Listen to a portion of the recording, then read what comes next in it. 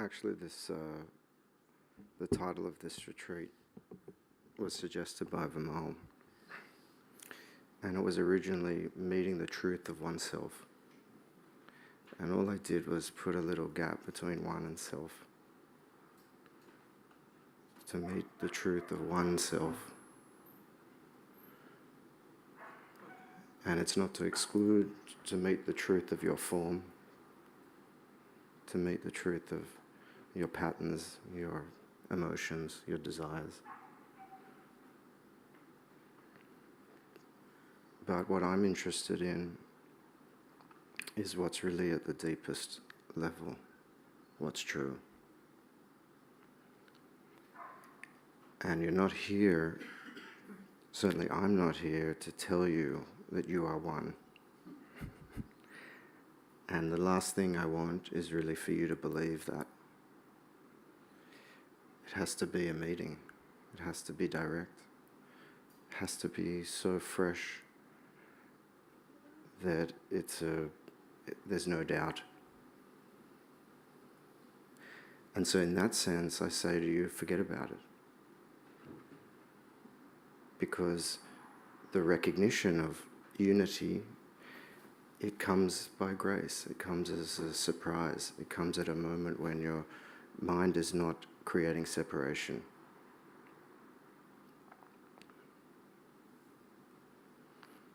So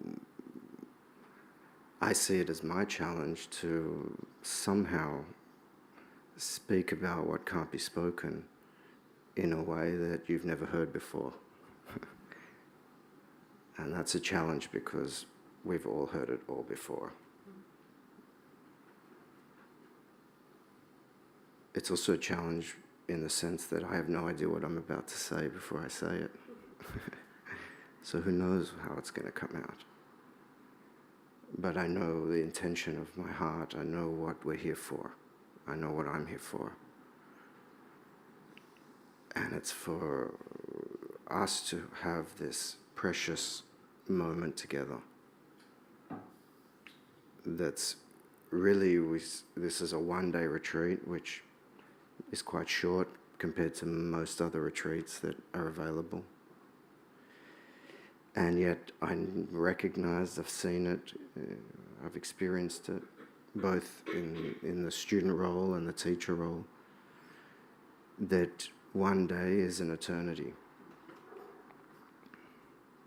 That, as Papaji said, all that's needed is 1 second, half a second, half of a second.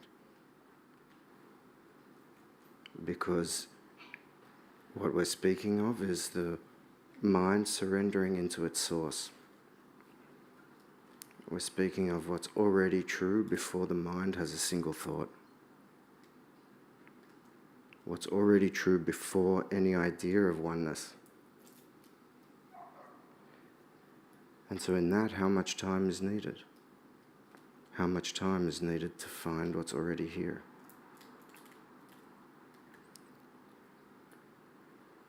And so, what an experiment it'll be today.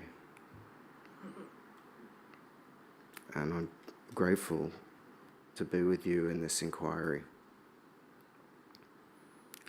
I know for me, there's an enormous gratitude to the ones that came before me, to the lineage, this unofficial lineage.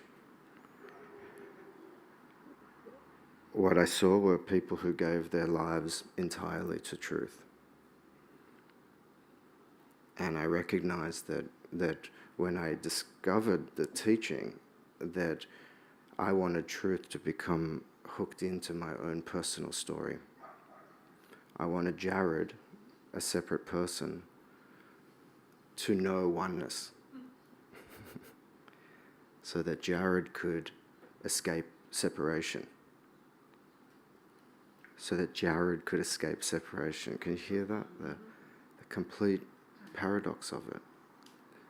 That it's impossible. It's impossible for Jared to know unity. So imagine that for yourself right now. It's impossible for you as a somebody to know unity. And yet, it's possible for unity to appear through your eyes and to appear in your particular heart.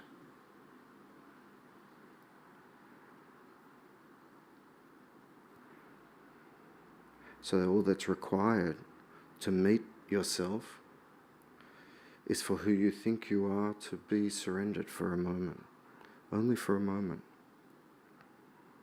to be willing to be nobody.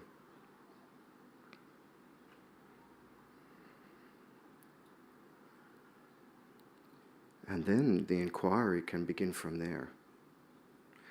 Who am I? What's here? What's true? And that inquiry I can't do for you. That inquiry nobody can do for you. Nobody can tell you. That's the good news.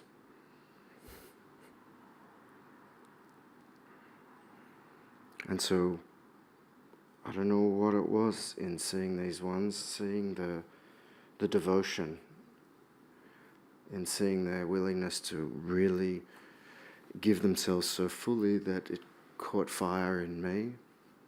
And I recognized that I had to put that first.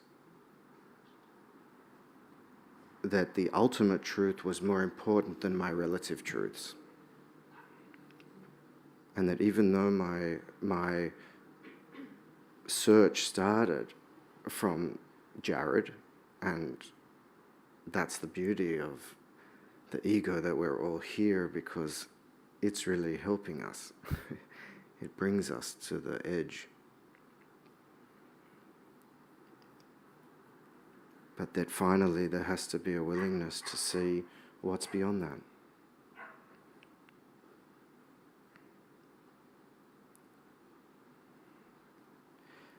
And so this is not something you can do, because it's the opposite of doing.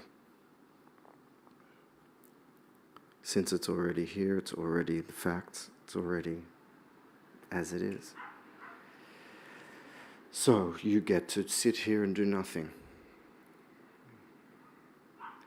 But I would say just to open, to listen deeper than your ears.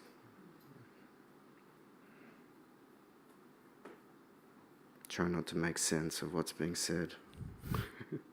I'm not sure if it does make sense. And the truth is, what I'm saying doesn't need to make sense in a certain way. All I care about is that my words are solidly pointing to the moon. They're solidly pointing to what can't be spoken. In the Zen tradition, they use koans. A koan is like a riddle. It doesn't make sense really, but it's designed to break your mind in some way, to put a break between the logical movement of the mind. The way the mind works is through these neuron pathways. If this, then that. That's how the mind works. And my desire here is simply to break that. So no if and no then. Just what's already here.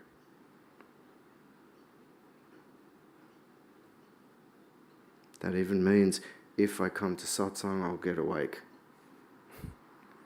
If I meditate, I will be happier.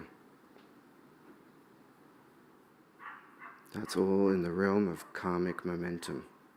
That's all in the realm of a separate me who's not perfect, who needs work, who's going to get it soon, or will never get it.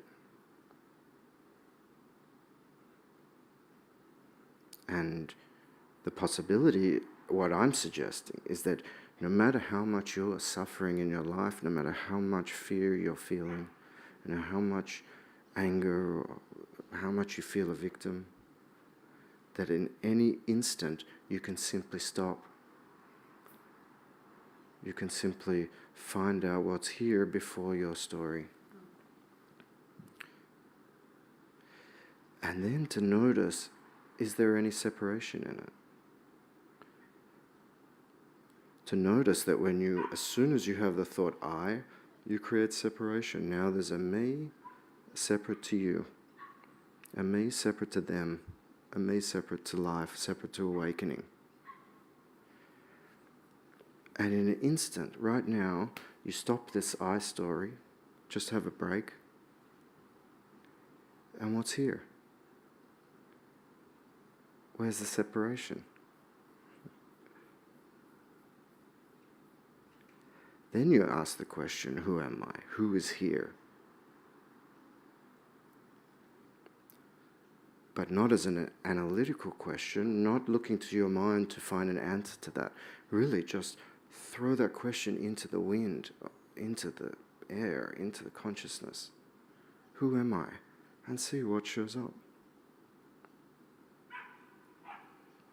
Then it's possible to discover that there's nothing here.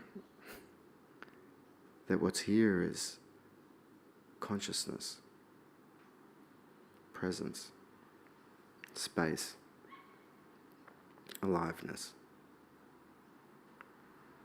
emptiness.